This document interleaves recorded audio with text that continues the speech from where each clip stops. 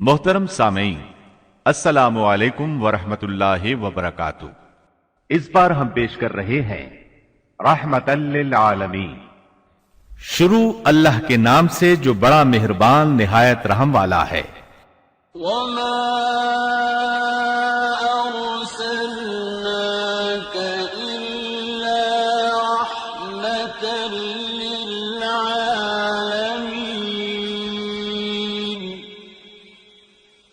نبی کریم صلی اللہ علیہ وسلم بنی نوع انسان کے لیے اللہ کے آخری نبی ہیں، اور آپ پر نازل ہونے والی کتاب قرآن مجید اللہ تعالی کی آخری کتاب ہے، لہذا نبی کریم صلی اللہ علیہ وسلم کی پاکیزہ زندگی امت مسلمہ کے لیے تا قیامت واجب الاتباع، رشد و ہدایت کا ابدی سرچشمہ اور ذریعہ نجات ہے۔ یقیناً رسول اللہ کی زندگی تمہارے لیے بہترین نمونہ ہے، لہذا رحمت للعالمین کی سیرت مطہرہ کا مطالعہ ہر مسلمان کی زندگی کا لازمی حصہ قرار پایا۔ سیرت نبوی کو مکمل طور پر بیان کرنا اس وقت تک ممکن نہیں جب تک اسلام سے پہلے اور بعد کے حالات کا تقابل نہ کیا جائے۔ اس لیے ہم اصل مضمون سے پہلے اسلام سے پہلے عرب کی کیفیت بیان کریں گے، عرب اقوام اور ان کی معاشرت کا نقشہ کھینچیں گے، پھر وہ حالات بیان کریں گے جن میں رسول اللہ صلی اللہ علیہ وسلم کی بعثت ہوئی۔ لفظ عرب کے لغوی معنی صحرا اور بیاب و گیاہ زمین کے ہیں۔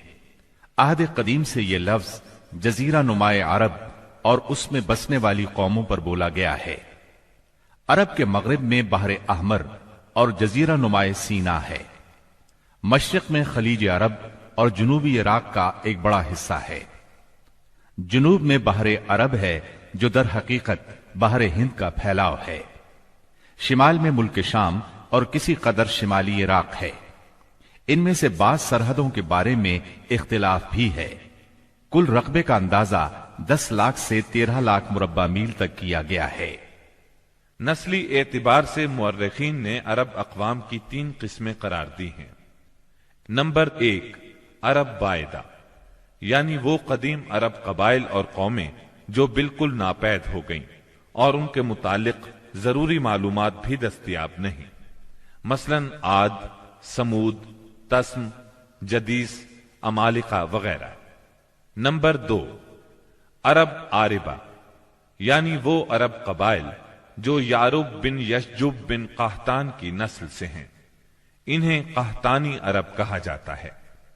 نمبر 3، عرب مستعربہ، یعنی وہ قبائل جو سیدنا اسماعیل علیہ السلام کی نسل سے ہیں، انہیں عدنانی عرب کہا جاتا ہے۔ عرب عاربہ یعنی قحطانی عرب کا اصل گہوارہ ملک یمن تھا۔ یہیں ان کے خاندان اور قبیلے مختلف شاخوں میں پھوٹے، پھیلے اور بڑھے۔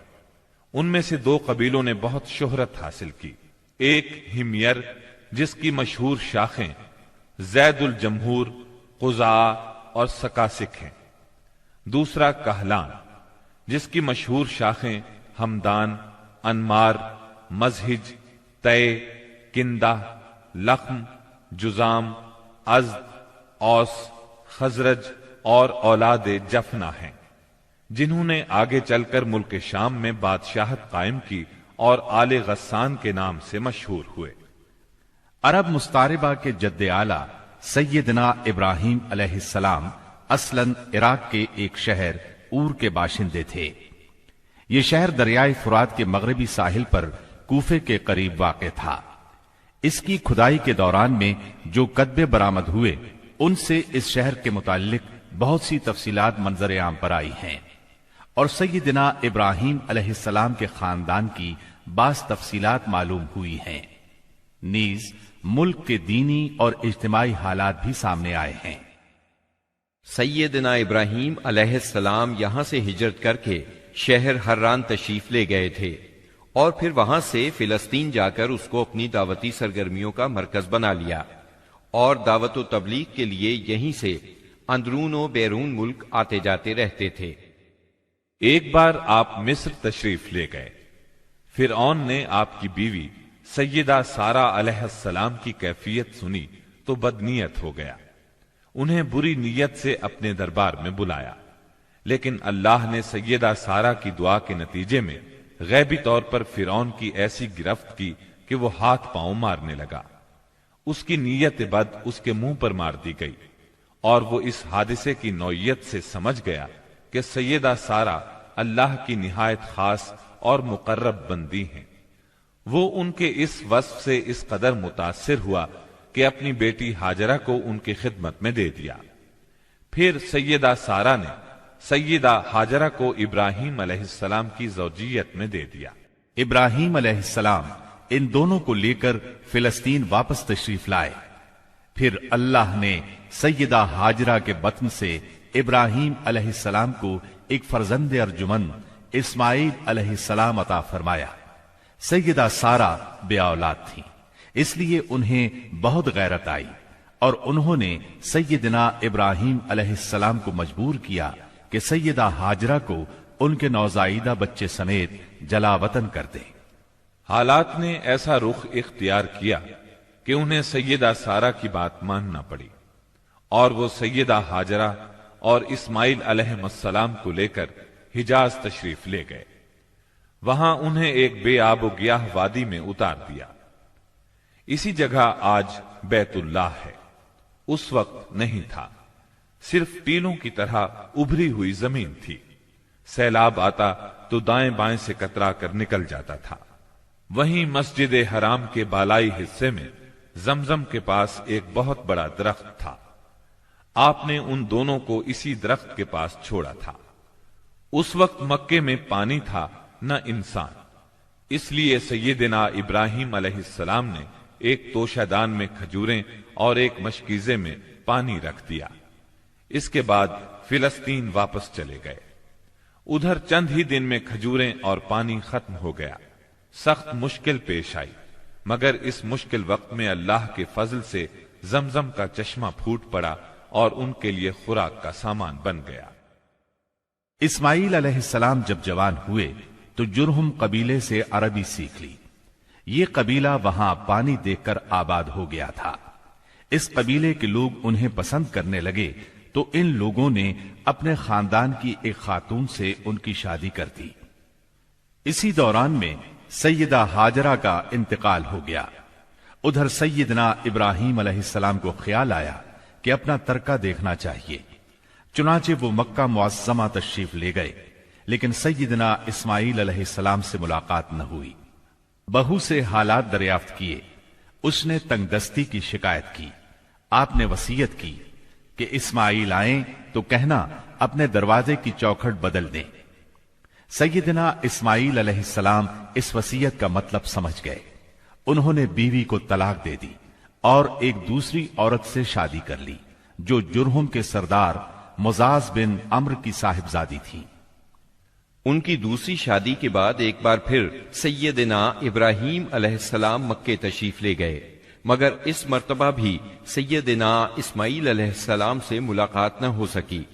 بہو سے حال پوچھا تو اس نے اللہ کی حمد و ثنا بیان کی۔ آپ نے وصیت کی کہ اسماعیل اپنے دروازے کی چوکھٹ برقرار رکھیں، اور فلسطین واپس ہو گئے۔ اللہ تعالی نے مزاز کی بیٹی سے اسماعیل علیہ السلام کو 12 بیٹے عطا فرمائے۔ ان 12 بیٹوں سے 12 قبیلے وجود میں آئے اور سب نے مکے ہی میں رہائش اختیار کی۔ ان کے حالات زمانے کی گرد میں دب کر رہ گئے۔ صرف نابت اور قیدار کی اولاد گمنامی سے محفوظ رہی۔ قیدار بن اسماعیل علیہ السلام کی نسل مکہ معظمہ ہی میں پھیلتی پھولتی رہی، یہاں تک کہ عدنان اور پھر ان کے بیٹے معد کا زمانہ آ گیا۔ عدنانی عرب کا سلسلہ نسب صحیح طور پر یہیں تک محفوظ ہے۔ عدنان نبی صلی اللہ علیہ وسلم کے سلسلہ نسب میں 21ویں پشت میں آتے ہیں۔ بہرحال معد کے بیٹے نزار سے کئی خاندان وجود میں آئے۔ دراصل نزار کے 4 بیٹے تھے اور ہر بیٹا ایک بڑے قبیلے کی بنیاد ثابت ہوا۔ چاروں کے نام یہ ہیں: ایاد، انمار، ربیہ اور مزر۔ ان میں سے آخری دو قبیلوں کی شاخیں اور شاخوں کی شاخیں بہت زیادہ ہوئیں۔ چنانچہ ربیہ سے اسد بن ربیہ، انزا، عبد القیس، وائل، بکر، تغلب اور بنو حنیفہ وغیرہ وجود میں آئے۔ مضر کی اولاد دو بڑے قبیلوں میں تقسیم ہوئی۔ نمبر 1 قیس اعلان بن مضر، نمبر 2 الیاس بن مضر۔ قیس اعلان سے بنو سلیم، بنو حوازن، بنو غطفان، غطفان سے ابس، زبیان، اشجع اور غنی بن عاصر کے قبائل وجود میں آئے۔ الیاس بن مضر سے تمیم بن مرہ، حزیل بن مدرکہ، بنو اسد بن خزیمہ اور کنانہ بن خزیمہ کے قبائل وجود میں آئے۔ پھر کنانہ سے قریش کا قبیلہ وجود میں آیا۔ یہ قبیلہ فہر بن مالک بن نضر بن کنانہ کی اولاد ہے۔ پھر قریش بھی مختلف شاخوں میں تقسیم ہوئے۔ مشہور قریشی شاخوں کے نام یہ ہیں: جمح، سہم، عدی، مخزوم، تیم، زہرہ اور قصی بن کلاب کے خاندان یعنی عبد الدار، اسد بن عبد العزا اور عبد مناف، یہ تینوں قصی کے بیٹے تھے۔ ان میں سے عبد مناف کے 4 بیٹے ہوئے جن سے 4 ذیلی قبیلے وجود میں آئے، یعنی عبد الشمس، نوفل، مطلب اور ہاشم۔ انہی ہاشم کی نسل سے اللہ نے ہمارے نبی کریم صلی اللہ علیہ وسلم کا انتخاب فرمایا۔ ابن عباس رضی اللہ عنہ کا بیان ہے کہ رسول اللہ صلی اللہ علیہ وسلم نے فرمایا، اللہ تعالیٰ نے مخلوق پیدا فرمائی تو مجھے سب سے اچھے گروہ کے اندر رکھا، پھر قبائل کو چنا تو مجھے سب سے اچھے قبیلے کے اندر بنایا، پھر گھرانوں کو چنا تو مجھے سب سے اچھے گھرانے میں بنایا، لہذا میں اپنی ذات کے اعتبار سے بھی سب سے اچھا ہوں اور اپنے گھرانے کے اعتبار سے بھی سب سے بہتر ہوں۔ جس وقت جزیرۃ العرب پر اسلام کا سورج طلوع ہوا، وہاں 2 قسم کے حکمران تھے۔ ایک تاجپوش بادشاہ جو حقیقت میں مکمل طور پر آزاد اور خود مختار نہیں تھے، اور دوسرے قبائلی سردار جنہیں اختیارات کے لحاظ سے وہی حیثیت حاصل تھی جو تاجپوش بادشاہوں کی تھی، لیکن ان کی اکثریت کو ایک مزید امتیاز یہ حاصل تھا کہ وہ مکمل طور پر آزاد اور خود مختار تھے۔ اس وقت تاجپوش حکمران یہ تھے: شاہان یمن، شاہان آل غسان یعنی شام، اور شاہان ہیرا یعنی عراق۔ باقی عرب حکمران تاجپوش نہ تھے۔ عرب عاربہ میں سے قدیم ترین قوم سبا تھی۔ اور یعنی عراق سے جو کتبات برآمد ہوئے ان میں 2500 سال قبل مسیح کی اس قوم کا ذکر ملتا ہے، لیکن اس کے عروج کا زمانہ 11 صدی قبل مسیح سے شروع ہوتا ہے۔ اس کی تاریخ کے اہم ادوار یہ ہیں: 650 قبل مسیح سے پہلے کا دور۔ اس دور میں سبا کے بادشاہوں کا لقب مکرب سبا تھا۔ ان کا پایہ تخت سرواہ تھا، جس کے کھنڈرات آج بھی معارب کے مغرب میں 1 دن کے فاصلے پر پائے جاتے ہیں۔ یہ کھنڈرات خریبہ کے نام سے مشہور ہیں۔ اسی دور میں معارب کے مشہور بند کی بنیاد رکھی گئی، جسے یمن کی تاریخ میں بہت اہمیت حاصل ہے۔ 650 قبل مسیح سے 115 قبل مسیح تک کا دور۔ اس دور میں سبا کے بادشاہوں نے مکرب کا لفظ چھوڑ کر ملک یعنی بادشاہ کا لقب اختیار کر لیا اور سرواہ کی بجائے معارب کو اپنا دارالسلطنت بنایا۔ اس شہر کے کھنڈرات آج بھی صنعاء سے 60 میل مشرق میں پائے جاتے ہیں۔ 115 قبل مسیح سے 300 عیسوی تک کا دور۔ اس دور میں سبا کی مملکت پر قبیلہ ہمیر کو غلبہ حاصل رہا اور اس نے معارب کی بجائے ریدان کو اپنا پایہ تخت بنایا۔ پھر ریدان کا نام ظفار پڑ گیا، جس کے کھنڈرات آج بھی شہر یریم کے قریب ایک دائرہ نما پہاڑی پر پائے جاتے ہیں۔ اسی دور میں قوم سبا کا زوال شروع ہوا۔ 300 عیسوی کے بعد سے آغاز اسلام تک کا دور۔ اس دور میں یمن کے اندر مسلسل اضطراب اور انتشار برپا رہا۔ انقلابات آئے، خانہ جنگیاں ہوئیں اور بیرونی قوموں کو مداخلت کے مواقع ہاتھ آئے، یہاں تک کہ ایک وقت ایسا بھی آیا کہ یمن کی آزادی سلب ہو گئی۔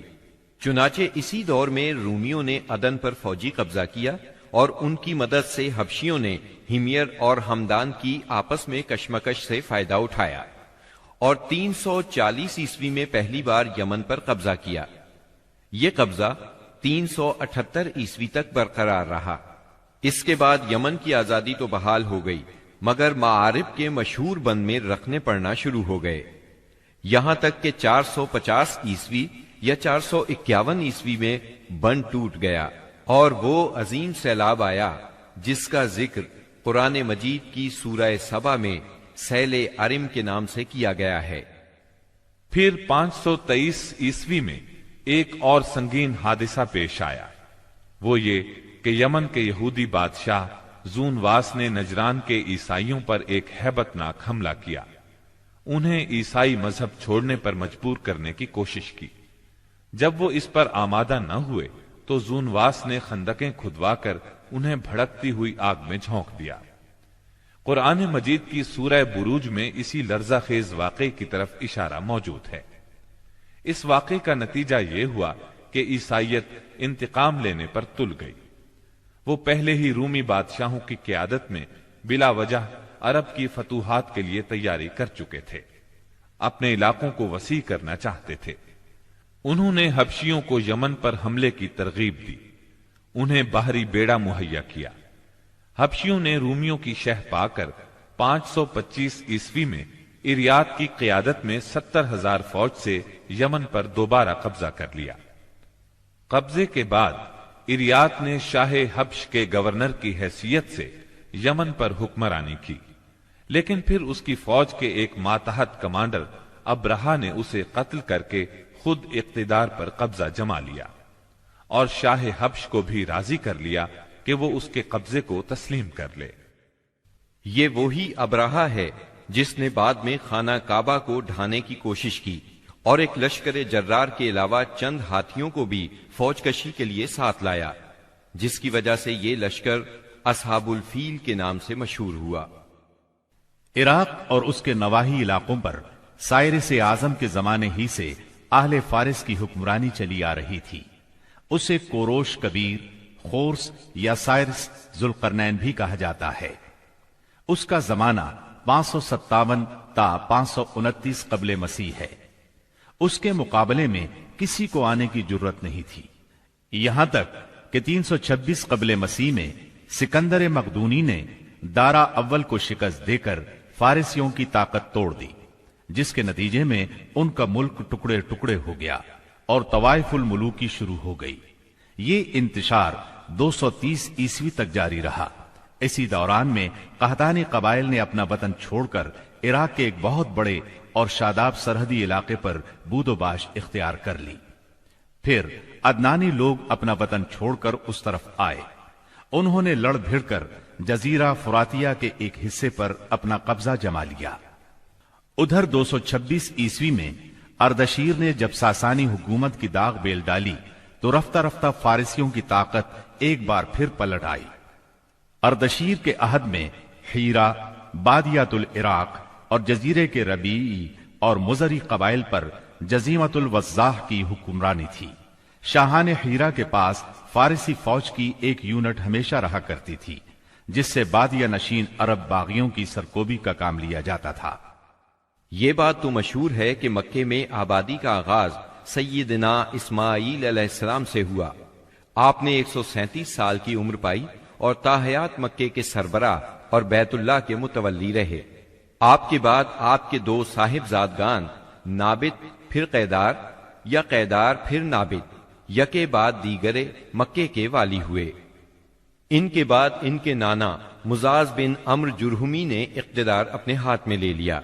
اس طرح مکے کی سربراہی بنو جرہم کی طرف منتقل ہو گئی اور ایک مدت تک انہی کے ہاتھ میں رہی۔ سیدنا اسماعیل علیہ السلام کا زمانہ قریباً 2000 برس قبل مسیح ہے۔ اس حساب سے مکے میں قبیلہ جرہم کا وجود کوئی 2100 برس تک رہا اور ان کی حکمرانی قریباً 2000 برس تک رہی۔ بنو خزاعہ نے مکہ پر قبضہ کرنے کے بعد بنو بکر کو شامل کیے بغیر تنہا اپنی حکمرانی قائم کی۔ البتہ 3 اہم اور امتیازی منصب مزری قبائل کے حصے میں آئے۔ نمبر 1، حاجیوں کو عرفات سے مزدلفہ لے جانا اور یوم النفر یعنی 13 ذی الحجہ کو مینا سے روانگی کا پروانہ دینا۔ یہ حج کے سلسلے کا آخری دن ہے۔ یہ اعزاز الیاس بن مزر کے خاندان بنو غوث بن مرہ کو حاصل تھا۔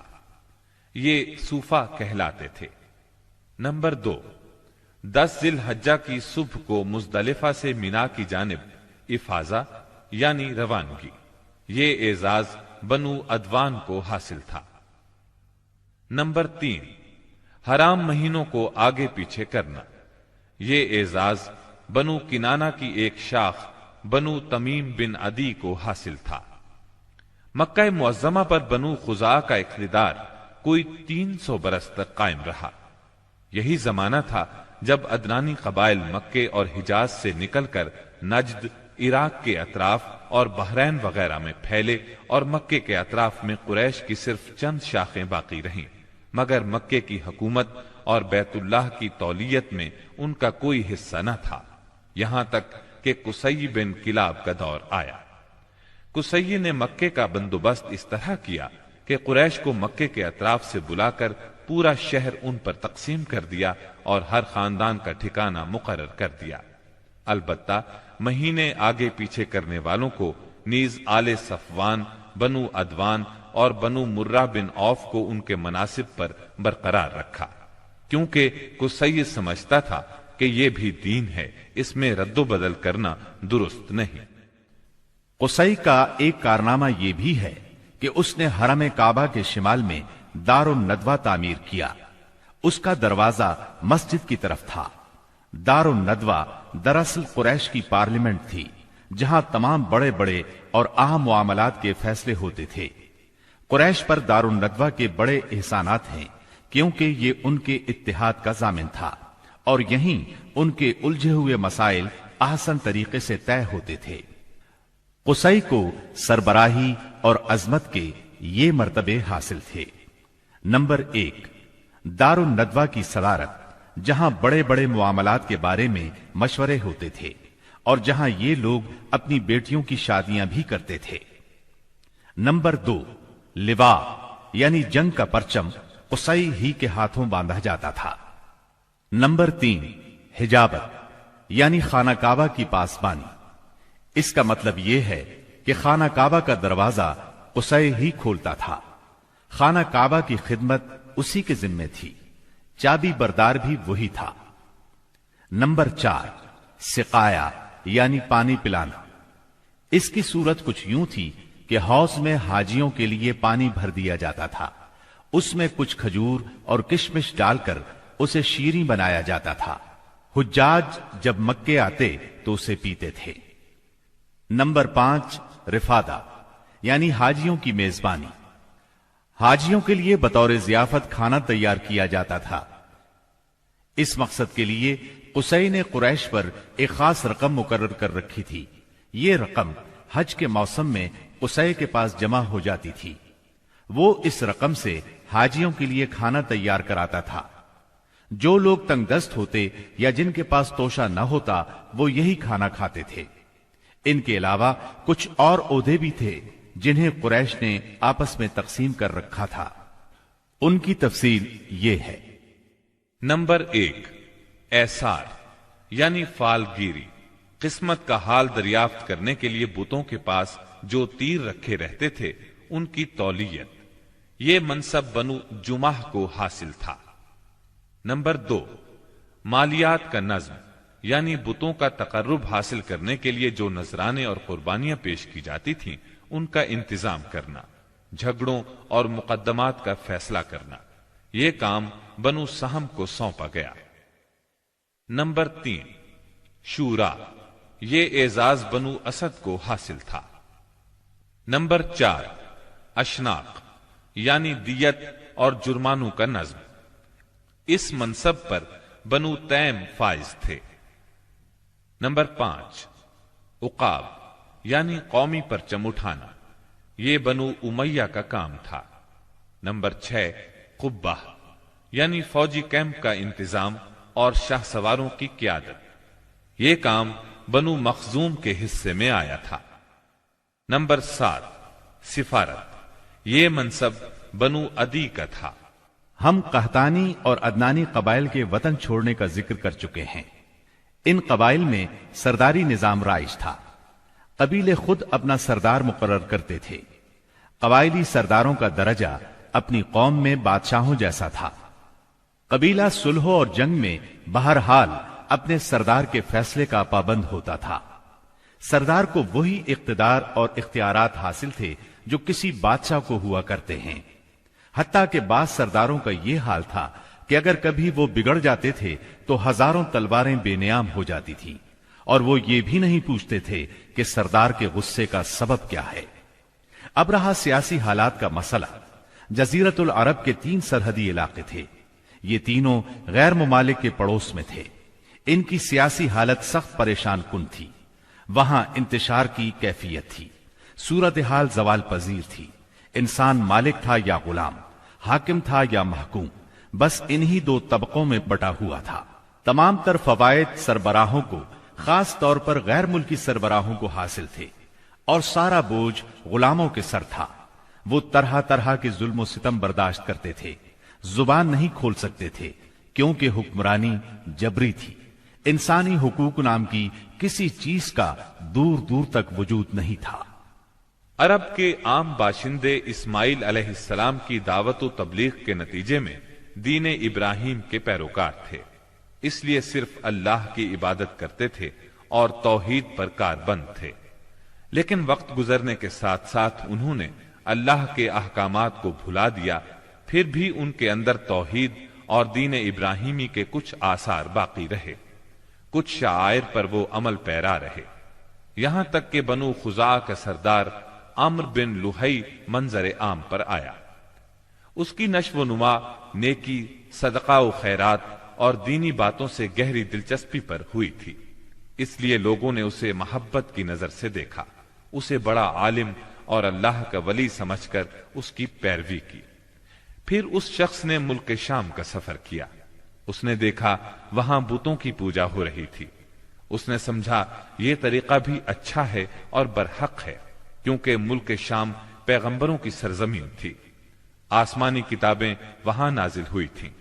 چنانچہ واپسی پر وہ وہاں سے اپنے ساتھ حبل بت بھی لے آیا اور اسے خانہ کعبہ کے اندر نصب کر دیا، اور اہل مکہ کو اللہ کے ساتھ شرک کی دعوت دی۔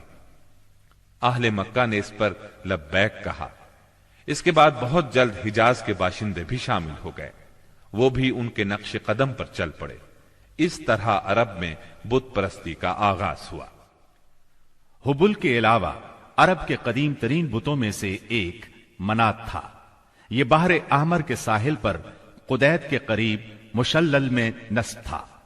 اس کے بعد طائف میں لات نامی بت وجود میں آیا، پھر وادی نخلا میں عزا کا بت نصب کیا گیا۔ یہ تینوں عرب کے سب سے بڑے بت تھے۔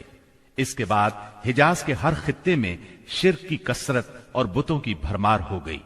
کہا جاتا ہے کہ ایک جن عمرو بن لحی کے تابع تھا، اس نے بتایا کہ قوم نوح کے بت یعنی ود، سوا، یغوس، یعوق اور نصر جدہ میں دفن ہیں۔ اس اطلاع پر عمرو بن لحی جدہ گیا اور ان بتوں کو کھود نکالا، پھر ان کو تہامہ لایا، اور جب حج کا زمانہ آیا تو انہیں مختلف قبائل کے حوالے کیا۔ یہ قبائل ان بتوں کو اپنے اپنے علاقوں میں لے گئے۔ اس طرح ہر قبیلے میں پھر ہر گھر میں ایک ایک بت ہو گیا۔ اسی پر بس نہیں کی گئی، اس کے بعد مشرکین نے مسجد حرام کو بھی بتوں سے بھر دیا۔ چنانچہ جب مکہ فتح ہوا تو بیت اللہ اور اس کے گردا گرد 360 بت تھے، جن کو خود رسول اللہ صلی اللہ علیہ وسلم نے اپنے دست مبارک سے توڑا۔ آپ ہر ایک بت کو چھڑی سے ٹھوکر مارتے اور وہ گر جاتا۔ پھر آپ نے حکم دیا ان تمام بتوں کو مسجد حرام سے باہر نکال دو۔ چنانچہ ان سارے بتوں کو مسجد حرام سے باہر نکال کر جلا دیا گیا۔ غرض شرک اور بت پرستی اہل جاہلیت کے دین کا سب سے بڑا مظہر بن چکی تھی، اور ان لوگوں کو یہ گھمنڈ بھی تھا کہ وہ سیدنا ابراہیم علیہ السلام کے دین پر ہیں۔ پھر اہل جاہلیت کے یہاں بت پرستی کے کچھ خاص طریقے بھی رائج تھے جو زیادہ تر عمرو بن لوہی کے گھڑے ہوئے تھے۔ یہ جاہل لوگ سمجھتے تھے کہ عمرو بن لوہی کے طریقے دین ابراہیمی میں تبدیلی نہیں بلکہ بدعت حسنہ ہیں۔ ان میں بت پرستی کی کیا کیا رسمیں رائج تھیں، اس کی تفصیل بھی سن لیں۔ نمبر 1، اس دور کے جاہل مشرک بتوں کے پاس مجاور بن کر بیٹھتے تھے، ان کی پناہ ڈھونڈتے تھے، انہیں زور زور سے پکارتے تھے، حاجت روائی اور مشکل کشائی کے لیے ان کو پکارتے تھے اور سمجھتے تھے کہ وہ اللہ سے سفارش کر کے ہماری مراد پوری کرا دیں گے۔ نمبر 2، وہ بتوں کا حج اور طواف کرتے تھے، ان کے سامنے عجز و نیاز سے پیش آتے تھے اور انہیں سجدہ کرتے تھے۔ نمبر 3، بتوں کے لیے نذرانے اور قربانیاں پیش کرتے اور قربانی کے ان جانوروں کو کبھی بتوں کے آستانوں پر لے جا کر ذبح کرتے تھے اور کبھی کسی اور جگہ ذبح کر لیتے تھے، مگر بتوں کے نام پر ذبح کرتے تھے۔ ذبح کی ان دونوں صورتوں کا ذکر اللہ تعالیٰ نے سورۃ المائدہ کی آیت نمبر 3 میں کیا ہے۔ تم پر مرا ہوا جانور اور بہتا لہو اور سور کا گوشت اور جس چیز پر اللہ کے سوا کسی اور کا نام پکارا جائے، اور جو جانور گلا گھٹ کر مر جائے، اور جو چوٹ لگ کر مر جائے، اور جو گر کر مر جائے، اور جو سینگ لگ کر مر جائے، یہ سب حرام ہیں۔ یعنی وہ جانور بھی حرام ہیں جو آستانوں پر ذبح کیے گئے ہوں۔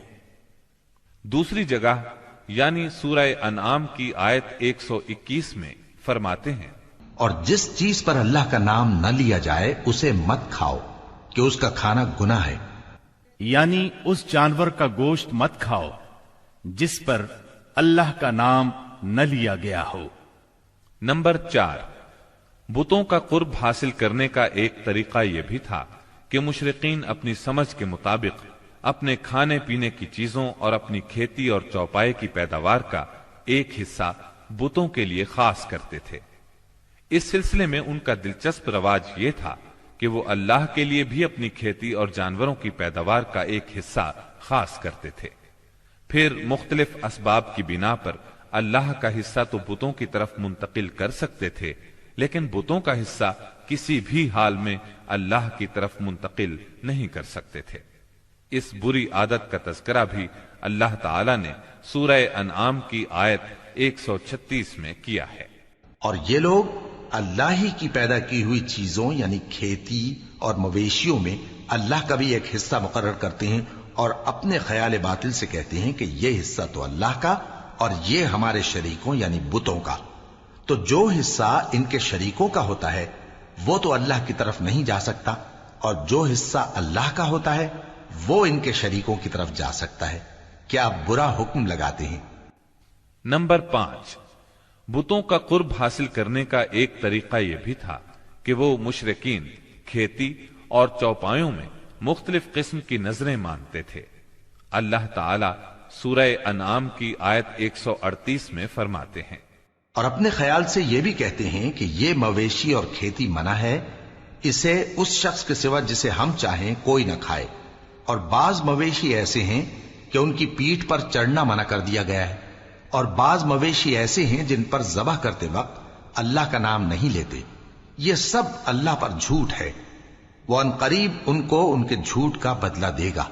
ان مشرکین نے اپنے خیال پر یہ بھی کیا کہ یہ چوپائے اور کھیتیاں ممنوع ہیں، انہیں وہی کھا سکتا ہے جسے ہم چاہیں۔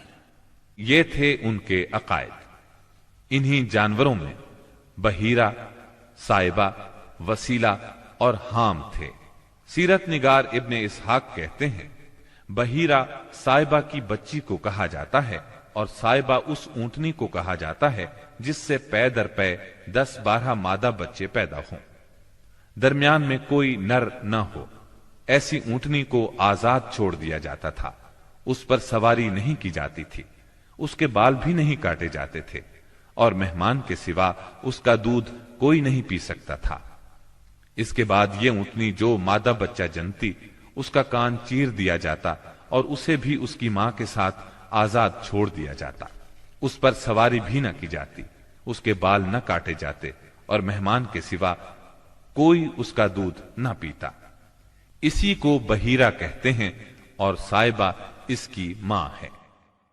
وسیلہ اس بکری کو کہا جاتا تھا جو 5 مرتبہ پے در پے 2 مادہ بچے جنتی تھی، یعنی 5 بار میں 10 مادہ بچے پیدا ہوتے، درمیان میں کوئی نر نہ پیدا ہوتا۔ اس بکری کو اس لیے وسیلہ کہا جاتا تھا کہ وہ سارے مادہ بچوں کو ایک دوسرے سے جوڑ دیتی تھی۔ اس کے بعد اس بکری سے جو بچے پیدا ہوتے انہیں صرف مرد کھا سکتے تھے، عورتیں نہیں کھا سکتی تھیں۔ البتہ اگر کوئی بچہ مردہ پیدا ہوتا تو اس کو مرد عورت سبھی کھا سکتے تھے۔ ہام اس نر اونٹ کو کہتے تھے جس کی جفتی سے پے در پے 10 مادہ بچے پیدا ہوتے، درمیان میں نر نہ پیدا ہوتا۔ ایسے اونٹ کی پیٹھ محفوظ کر دی جاتی تھی، نہ اس پر سواری کی جاتی، نہ بال کاٹے جاتے، بلکہ اسے اونٹوں کے ریوڑ میں جفتی کے لیے آزاد چھوڑ دیا جاتا، اس کے سوا اس سے کوئی اور فائدہ نہ اٹھایا جاتا۔ عرب اپنے بتوں کے ساتھ یہ سب کچھ اس عقیدے سے کرتے تھے کہ یہ بت انہیں اللہ کے قریب کر دیں گے اور اللہ کے حضور ان کی سفارش کر دیں گے۔ چنانچہ مشرکین جو کہتے تھے، قرآن کریم میں اللہ تعالیٰ نے سورہ زمر کی آیت نمبر 3 میں اس طرح تذکرہ کیا ہے، دیکھو خالص عبادت اللہ ہی کے لیے زیبا ہے، اور جن لوگوں نے اس کے سوا اور دوست بنائے ہیں وہ کہتے ہیں کہ ہم ان کو اس لیے پوجتے ہیں کہ وہ ہم کو اللہ کا مقرب بنا دیں۔ ہم ان کی عبادت صرف اس لیے کر رہے ہیں کہ وہ ہمیں اللہ کے قریب کر دیں۔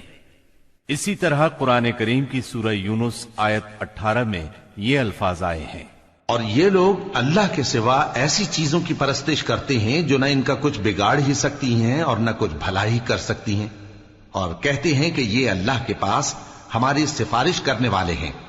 مشرکین عرب کاہنوں، عرافوں اور نجومیوں کی خبروں پر بھی ایمان رکھتے تھے۔ کاہن اسے کہتے ہیں جو آنے والے واقعات کی پیش گوئی کرے اور جو چھپے ہوئے رازوں کے جاننے کا دعویٰ کرے۔ نجومی اسے کہتے ہیں جو ستاروں پر غور کر کے ان کی رفتار اور اوقات کا حساب لگا کر پتہ لگاتا ہے کہ دنیا میں آئندہ کیا حالات و واقعات پیش آئیں گے۔ ان نجومیوں کی خبروں کو ماننا دراصل ستاروں پر ایمان لانا ہے۔ مشرکین میں بدشگونی کا بھی رواج تھا، اسے عربی میں طیارہ کہتے ہیں۔ اس کی صورت یہ تھی کہ مشرکین کسی چڑیا یا ہرن کے پاس جا کر اسے بھگاتے تھے۔ اگر وہ دائیں طرف بھاگتا تو اسے اچھا شگون خیال کرتے، کامیابی کی علامت خیال کرتے اور اپنا کام کر گزرتے۔ اگر وہ بائیں طرف بھاگتا تو اسے نحوست کی علامت سمجھ کر اپنے کام سے باز رہتے۔ اسی طرح اگر کوئی چڑیا یا جانور راستہ کاٹ دیتا تو اس کو منحوس خیال کرتے۔ اسی سے ملتی جلتی ایک حرکت یہ تھی کہ مشرکین خرگوش کے ٹخنے کی ہڈی لٹکاتے تھے اور بعض دنوں، بعض مہینوں، جانوروں، گھروں اور عورتوں کو منحوس سمجھتے تھے۔ آج کے دور میں بھی ایسی باتیں سننے میں آتی ہیں، کالی بلی راستہ کاٹ گئی، اللہ خیر کرے وغیرہ۔ قریش کی ایک بدعت یہ تھی کہ وہ کہتے تھے ہم سیدنا ابراہیم علیہ السلام کی اولاد ہیں، حرم کے پاسبان، بیت اللہ کے والی اور مکے کے باشندے ہیں، کوئی شخص ہمارا ہم مرتبہ نہیں اور نہ کسی کے حقوق ہمارے حقوق کے مساوی ہیں۔ اسی لیے یہ لوگ اپنا نام ہمس یعنی بہادر رکھتے تھے، لہذا ہمارے شایان شان نہیں کہ ہم حدود حرم سے باہر جائیں۔ چنانچہ حج کے دوران میں یہ لوگ عرفات نہیں جاتے تھے اور نہ وہاں سے افاضہ کرتے تھے، بلکہ مزدلفہ ہی میں ٹھہر کر وہیں سے افاضہ کر لیتے تھے۔ اللہ تعالی نے اس بدعت کی اصلاح کرتے ہوئے سورہ بقرہ کی آیت 199 میں فرمایا، یعنی تم لوگ بھی وہیں سے افاضہ کرو جہاں سے سارے لوگ افاضہ کرتے ہیں۔ ان کی ایک بدعت یہ بھی تھی کہ انہوں نے بیرون حرم کے باشندوں کو حکم دے رکھا تھا کہ وہ حرم میں آنے کے بعد پہلا طواف ہمس سے حاصل کیے ہوئے کپڑوں ہی میں کریں۔ چنانچہ ان کا کپڑا اگر دستیاب نہ ہوتا تو مرد ننگے طواف کرتے اور عورتیں اپنے سارے کپڑے اتار کر صرف ایک چھوٹا سا کھلا کرتا پہن لیتیں اور اسی میں طواف کرتیں اور دوران طواف یہ شعر پڑھتیں: آج کچھ یا ساری شرمگاہ کھل جائے گی، لیکن جو کھل جائے میں اسے دیکھنا حلال قرار نہیں دیتی۔ اللہ تعالی نے ان خرافات کے خاتمے کے لیے سورہ آراف کی آیت نمبر 31 میں فرمایا: اے بنی آدم، ہر نماز کے وقت اپنے آپ کو مزین کیا کرو، یعنی اے آدم کے بیٹو، ہر مسجد کے پاس اپنی زینت اختیار کرو۔ یہی دین یعنی شرک و بت پرستی اور توہمات و خرافات پر مبنی عقیدے والا دین عام اہل عرب کا دین تھا۔ اس کے علاوہ جزیرت العرب کے مختلف اطراف میں یہودیت، مسیحیت، مجوسیت اور سابعیت نے بھی قدم جما لیے تھے۔ جزیرت العرب میں یہود کا دور اس وقت سے شروع ہوتا ہے جب فلسطین میں بابل اور آشور کی حکومت کی فتوحات کی وجہ سے یہودیوں کو اپنا وطن چھوڑنا پڑا۔ اس حکومت کی سخت گیری اور بخت نصر کے ہاتھوں یہودی بستیوں کی تباہی اور ویرانی، ان کے ہیکل کی بربادی اور ان کی اکثریت کی ملک بابل سے جلا وطنی کا نتیجہ یہ ہوا کہ یہود کی ایک جماعت فلسطین چھوڑ کر حجاز کے شمالی اطراف میں آ بسی اور یثرب، خیبر اور تیماء میں آباد ہو کر یہاں اپنی باقاعدہ بستیاں بسا لی، قلعے تعمیر کر لیے اور گڑھیاں بنا لی۔ وطن چھوڑ کر آنے والے ان یہود کے ذریعے عرب باشندوں میں کسی قدر یہودی مذہب کا بھی رواج ہوا اور اسلام کے ظہور سے پہلے اس کو بھی ایک اچھی بھلی حیثیت حاصل ہو گئی۔ اسلام کے ظہور کے وقت مشہور یہودی قبائل یہ تھے: خیبر، نذیر، مستلق، قریظہ اور قینقاع۔ جہاں تک عیسائی مذہب کا تعلق ہے، بلاد عرب میں اس کی آمد حبشی اور رومی قبضہ گیروں اور فاتحین کے ذریعے ہوئی۔ یمن پر حبشیوں کا قبضہ پہلی بار 340 عیسوی میں ہوا اور 378 عیسوی تک برقرار رہا۔ اس دوران یمن میں مسیحی مشن کام کرتا رہا۔ قریباً اسی زمانے میں ایک متقی اور پرہیزگار شخص فیمیون نجران پہنچا اور وہاں کے باشندوں میں عیسائی مذہب کی تبلیغ کی۔ نجران کے لوگوں کو اس کے دین میں کچھ ایسی سچی علامات نظر آئیں کہ وہ عیسائی ہو گئے۔ جہاں تک مجوسی مذہب کا تعلق ہے تو اسے زیادہ تر اہل فارس کے ہمسایہ عربوں میں فروغ حاصل ہوا، مثلا عراق، عرب، بحرین، ہجر اور خلیج عربی کے ساحلی علاقے۔ ان کے علاوہ یمن پر فارسی قبضے کے دوران میں وہاں بھی اکا دکا افراد نے مجوسیت قبول کی۔ باقی رہا صابی مذہب، تو عراق کے آثار قدیمہ کی کھدائی کے دوران جو کتبات برآمد ہوئے ان سے پتہ چلتا ہے کہ یہ ابراہیم علیہ السلام کی کلدانی قوم کا مذہب تھا۔ دور قدیم میں شام و یمن کے بہت سے باشندے بھی اسی مذہب کے پیروکار تھے۔ عرب کے باقی دینوں کے ماننے والوں کا حال مشرکین ہی جیسا تھا، کیونکہ ان کے دل یکساں تھے، عقائد ایک سے تھے اور رسم و رواج میں ہم آہنگی تھی۔ جزیرت العرب کے سیاسی اور مذہبی حالات بیان کرنے کے بعد اب وہاں کے اجتماعی، اقتصادی اور اخلاقی حالات کا خاکہ مختصراً پیش کرتے ہیں۔ عرب آبادی مختلف طبقات میں بٹی ہوئی تھی۔ ہر طبقے کے حالات ایک دوسرے سے بہت زیادہ مختلف تھے۔ چنانچہ معزز طبقے میں مرد اور عورت کا تعلق خاصا ترقی یافتہ تھا۔ عورت کو بہت کچھ خود مختاری حاصل تھی، اس کی بات مانی جاتی تھی، اس کا اس قدر احترام اور حفاظت کی جاتی کہ اس کی خاطر تلواریں سونت لی جاتی تھی، خون ریزی ہو جاتی تھی۔ آدمی جب اپنی شجاعت اور بہادری پر بات کرنا چاہتا، اپنی تعریف کرنا چاہتا تو عموماً عورت ہی کو مخاطب کرتا۔ شجاعت اور سخاوت کی صفات کو ان کے درمیان بہت بڑا مقام حاصل تھا۔ اکثر اوقات ان میں صلح کے لیے عورت ہی بڑا کردار ادا کرتی تھی۔ وہ چاہتی تو قبائل کو صلح کے لیے جمع کر لیتی تھی اور چاہتی تو ان کے درمیان جنگ کی آگ بھڑکا دیتی، لیکن ان تمام باتوں کے باوجود خاندان کا سربراہ مرد ہی کو مانا جاتا تھا اور اس کی بات فیصلہ کن ہوتی تھی۔ اس طبقے میں مرد اور عورت کا تعلق عقد نکاح کے ذریعے ہوتا تھا۔ یہ نکاح عورت کے ولیوں کی نگرانی میں انجام پاتا تھا۔ عورت کو ان کی ولایت کے بغیر نکاح کا حق نہیں تھا۔ ایک طرف طبقہ اشراف یعنی معزز لوگوں کا یہ حال تھا تو دوسری طرف دوسرے طبقات میں مرد عورت کے اختلاط کی اور بھی کئی صورتیں تھیں جنہیں بدکاری، بے حیائی، فحاشی اور زناکاری کے سوا کوئی اور نام نہیں دیا جا سکتا۔ زمانہ جاہلیت میں کسی حد کے بغیر متعدد بیویاں رکھنا ایک عام بات تھی۔ لوگ دو سگی بہنوں کو بھی بیک وقت اپنے نکاح میں رکھ لیتے تھے۔ باپ کے بیوی کو طلاق دینے کے بعد یا اس کے فوت ہونے پر بیٹا اپنی سوتیلی ماں سے بھی نکاح کر لیتا تھا۔ طلاق کا اختیار مرد کو حاصل تھا اور اس کی کوئی حد مقرر نہیں تھی۔ زناکاری تمام طبقات میں عروج پر تھی، کوئی طبقہ یا انسانوں کی کوئی قسم اس سے مستثنا نہ تھی۔ البتہ کچھ مرد اور کچھ عورتیں ایسے ضرور تھے جنہیں اپنی بڑائی کا احساس اس برائی کی کیچڑ میں لت پت ہونے سے باز رکھتا تھا۔ پھر آزاد عورتوں کا حال لونڈیوں کی نسبت اچھا تھا۔ اصل مصیبت لونڈیاں ہی تھی۔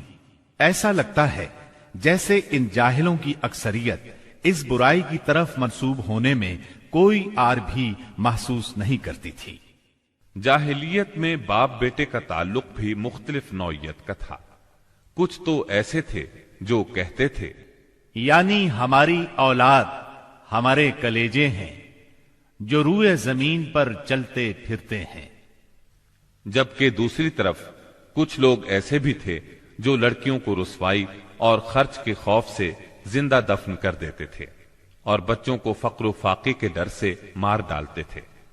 تاہم یہ کہنا مشکل ہے کہ یہ سنگ دلی بڑے پیمانے پر رائج تھی، کیونکہ عرب اپنے دشمنوں سے اپنی حفاظت کے لیے دوسروں کی بنسبت کہیں زیادہ اپنی اولاد کو بہتر سمجھتے تھے اور اس بات کا احساس بھی رکھتے تھے۔ مطلب یہ کہ مجموعی طور پر ان کی حالت بہت کمزور تھی، عقل سے عاری تھی اور ذلت میں گھری ہوئی تھی۔ جہالت نے ان کو اپنے گھیرے میں لیا ہوا تھا۔ خرافات کا دور دورہ تھا، لوگ جانوروں جیسی زندگی گزار رہے تھے۔ عورت بیچی اور خریدی جاتی تھی، بعض اوقات اس سے مٹی اور پتھر جیسا سلوک کیا جاتا تھا۔ قوم کے باہمی تعلقات کمزور بلکہ ٹوٹے ہوئے تھے۔ رہ گئیں حکومتیں تو ان کو صرف اپنا خزانہ بھرنے سے غرض تھی یا مخالفوں پر فوج کشی کرنے کی فکر۔ اقتصادی حالت بھی خراب تھی، صرف تجارت ان کے نزدیک ضروریات زندگی حاصل کرنے کا سب سے اہم ذریعہ تھی، اور تجارت کے لیے امن و سلامتی کی فضا کا ہونا ضروری ہے، ورنہ تجارتی آمد و رفت نہیں ہو سکتی۔ جبکہ ان کا حال یہ تھا کہ سوائے حرمت والے مہینوں کے امن اور سلامتی کا کہیں وجود نہ تھا۔ یہی وجہ ہے کہ صرف حرمت والے مہینوں میں عرب کے مشہور بازار اکاز، ذی المجاز اور مجنہ لگتے تھے۔ جہاں تک صنعتوں کا معاملہ ہے تو عرب اس میدان میں ساری دنیا سے پیچھے تھے۔ کپڑے کی بنائی اور چمڑے کی دباغت وغیرہ کی شکل میں جو چند صنعتیں پائی بھی جاتی تھیں وہ زیادہ تر یمن، ہیرا اور شام سے ملے ہوئے علاقوں میں تھی۔ البتہ اندرون عرب گلہ بانی اور کھیتی باڑی کا کسی قدر رواج تھا۔ ساری عرب عورتیں سوت کاٹتی تھیں، لیکن مشکل یہ تھی کہ سارا مال و متاع ہمیشہ لڑائیوں کی زد میں رہتا تھا۔ غربت عام تھی، لوگ ضروری لباس تک سے محروم تھے۔ یہ بات تو مشہور ہے کہ اہل جاہلیت میں کمینی اور رذیل عادات پائی جاتی تھی، عقل کے خلاف باتوں کی بھرمار تھی، تاہم ان میں کچھ پسندیدہ اخلاق بھی تھے۔ ان اخلاق کو دیکھ کر انسان دنگ رہ جاتا تھا۔ نمبر 1، کرم و سخاوت۔ یہ اہل جاہلیت کی خوبی تھی جس میں وہ ایک دوسرے سے آگے نکل جانے کی کوشش کرتے تھے، اور اس پر فخر کرنے کا عالم یہ تھا کہ عرب کے آدھے اشعار इसी की नजर हो जाते थे। इस वस्फ की बुनियाद पर कोई अपनी तारीफ करता था तो कोई दूसरों की। हालत ये थी कि सख्त सर्दी और भूख की हालत में भी कोई मेहमान आ जाता और मेजबान के पास अपनी सवारी वाली ऊंटनी के सिवा कुछ ना होता और कुनबे की जरूरत पूरी करने का जरिया भी सिर्फ वही सवारी होती तो अपने मेहमान के लिए ज़बह कर देता। ये उनके करम ही का नतीजा था कि बड़ी बड़ी दियत और माली जिम्मेदारियां उठा लेते थे और इस तरह इंसानों को बर्बादी और खून रेजी से बचाकर दूसरे रईसों और सरदारों के मुकाबिल फख्र करते थे। वो जुआ खेलते थे। उनका ख्याल था ये भी सखावत की एक राह है, क्योंकि उन्हें जो नफा हासिल होता या नफा हासिल करने वालों के हिस्से से जो कुछ जायद बच रहता उसको वो मिस्कीनों को दे देते थे। इसीलिए कुरान पाक ने शराब और जुए के नफे का सिरे से इनकार नहीं किया, बल्कि सूरह बकरा की आयत 219 में फरमाया, यानी उन दोनों का गुनाह उनके नफे से बढ़कर है। नंबर 2, ईफाए अहद यानी वादे का पूरा करना दौरे जाहिलियत के अखलाक फाजिला में से है। अहद को उनके नजदीक दीन की हैसियत हासिल थी, जिससे वो हर हाल में चिमटे रहते थे और इस रास्ते में अपनी औलाद का खून और अपने घर बार की तबाही भी हेज समझते थे। नंबर 3, खुददारी और इज्जत नफ्स। इस पर कायम रहना और जुल्म जबर बर्दाश्त न करना भी जाहिलियत के मारूफ अखलाक में से था। इसका नतीजा यह था कि उनकी शुजाअत और गैरत हद से बढ़ी हुई थी। वो फौरन भड़क उठते थे और छोटी से छोटी तौहीन आमेज बात पर तलवार और नेजा उठा लेते थे और निहायत खूनरेज जंग छिड़ जाती और उन्हें इस राह में अपनी जान की कतन परवाह न रहती थी। नंबर 4, अज़ाइम की तकमील। आहले जाहिलियत में एक खास बात यह भी थी कि जब वो किसी काम को फख्र और नाज का जरिया समझकर अंजाम देने पर तुल जाते तो फिर कोई रुकावट उन्हें रोक नहीं सकती थी। वो अपनी जान पर खेलकर उस काम को अंजाम दे डालते थे। नंबर 5, हिल्म, बुर्दबारी और संजीदगी। ये खूबी भी उनके नजदीक काबिले तारीफ थी, लेकिन चूंकि उनमें शुजाअत हद से बढ़कर थी, हर वक्त जंगो जदल पर आमादा रहते थे, इसलिए ये आदत बहुत कम पाई जाती थी। नंबर 6, बदवी सादगी यानी रहन सहन की उलझनों और दाव पेच से नावाकिफ थे। इसका नतीजा यह था कि उनमें सच्चाई और अमानत पाई जाती थी। धोखादही, बदअहदी से दूर थे और नफरत करते थे। हम समझते हैं कि जजीरतुल अरब को सारी दुनिया से जो जुग्राफियाई निस्बत हासिल थी, इसके अलावा यही वो कीमती अखलाक थे जिनकी वजह से अहले अरब को बनी नौ इंसान की क़यादत और रिसालत आमा का बोझ उठाने के लिए मुंतखब किया गया था, क्योंकि ये अखलाक अगरचे बाज औकात शर और फसाद का सबब बन जाते थे और उनकी वजह से अलमनाक हादिसात भी पेश आ जाते थे, लेकिन अपनी नौइयत के बड़े कीमती अखलाक थे। ये थोड़ी सी इस्लाह के बाद इंसानी मुआशरे के लिए निहायत मुफीद बन सकते थे और यही काम इस्लाम ने अंजाम दिया। गालिबन उनके अखलाक में भी ईफाए आहद के बाद इज्जत नफ्स और अज़्म की पुख्तगी सबसे ज्यादा कीमती और नफा बख्श जौहर था, क्योंकि इस जबरदस्त कुव्वत और पुख्ता इरादे के बगैर शर फसाद का खातिमा और निजाम अदल का क़याम मुमकिन नहीं। आहले जाहिलियत के कुछ और भी अच्छे अखलाक थे, लेकिन इन सब को बयान किया जाए तो बात बहुत तवील हो जाएगी, लिहाजा इन्हीं पर इक्तिफा करते हुए हम आगे चलते हैं। हमारे रसूल मकबूल मुहम्मद सल्लल्लाहु अलैहि वसल्लम की विलादत बासआदत मौसम बहार में पीर के दिन सुबह सादिक के बाद और तुलुए आफताब से पहले सन आमुल फील 20 या 22 अप्रैल 571 ईस्वी को मक्का मुकर्रमा में हुई। पीर का दिन आपकी मुबारक जिंदगी में बड़ी अहमियत का हामिल है। सैयदना इब्ने अब्बास रजी अल्लाह अन्हु फरमाते हैं कि आप पीर को पैदा हुए, पीर के दिन आपको नबुव्वत से सरफराज फरमाया गया, सोमवार ही को मक्के से मदीने की तरफ हिजरत के लिए निकले, सोमवार ही को आप मदीना मुनव्वरा तशरीफ लाए اور آپ نے پیر ہی کے دن اس دار فانی کو خیر بات کہا۔ آپ کے پیدا ہوتے ہی آپ کے دادا عبد المطلب آپ کو گود میں اٹھا کر خانہ کعبہ میں لے گئے، آپ کے لیے دعا کی اور محمد نام رکھا۔ پوتے کی پیدائش کی خوشی میں 7ویں دن اپنے قبیلے کی دعوت کی۔ لوگوں نے آپ کے دادا سے پوچھا، آپ نے نومولود کا نام دوسرے لوگوں کے ناموں جیسا کیوں نہیں رکھا؟ انہوں نے جواب دیا، میں چاہتا ہوں میرے پوتے پر اس نام کا اثر پڑے اور میرا پوتا تعریف و توصیف حاصل کرے۔ آپ کی والدہ سیدہ آمنہ نے آپ کا نام احمد رکھا۔ انجیل میں بطور پیشگوئی آپ کے 2 نام آئے ہیں، فارقلید اور منہمنا۔ قرآن مجید کی سورہ انبیاء آیت 107 میں اللہ تعالی نے آپ کو رحمت للعالمین کہا ہے۔ وَمَا أَرْسَلْنَاكَ إِلَّا رَحْمَةً لِلْعَالَمِينَ، یعنی ہم نے آپ کو تمام جہانوں کے لیے رحمت بنا کر بھیجا ہے۔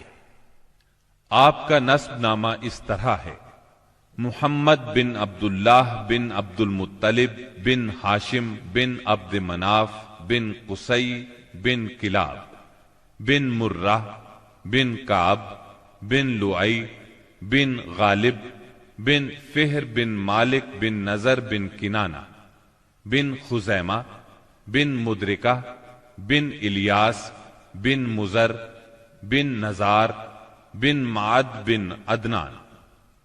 اس بات پر سب کا اتفاق ہے کہ عدنان سیدنا اسماعیل علیہ السلام کی نسل سے ہیں، لیکن دونوں کے درمیان میں کتنی پشتیں ہیں اور ان کے نام کیا کیا ہیں، اس میں بہت اختلاف پایا جاتا ہے۔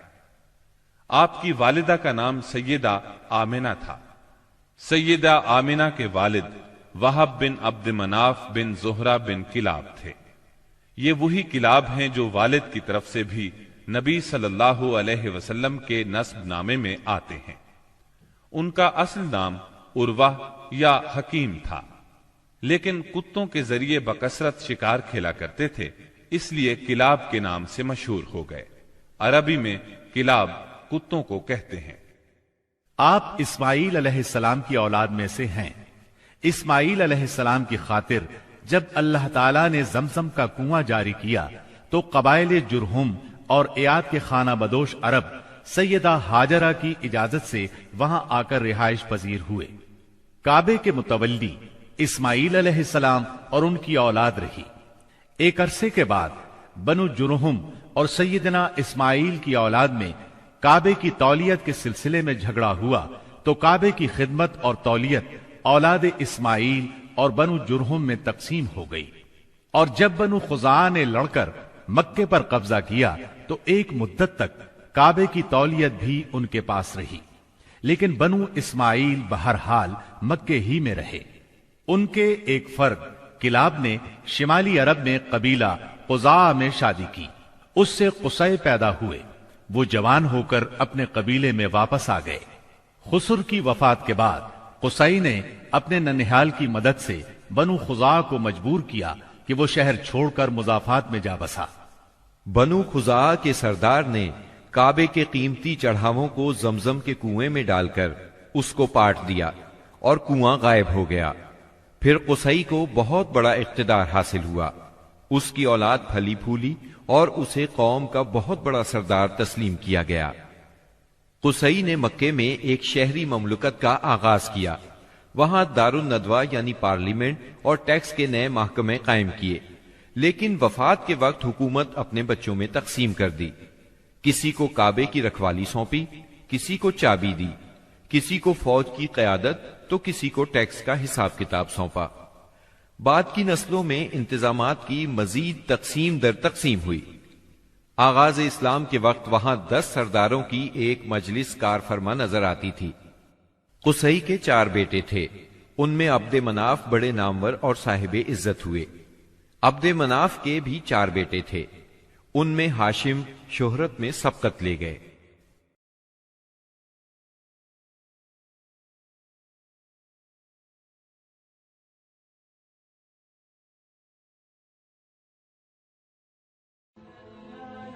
Thanks for watching. Don't forget to like, comment, share and subscribe to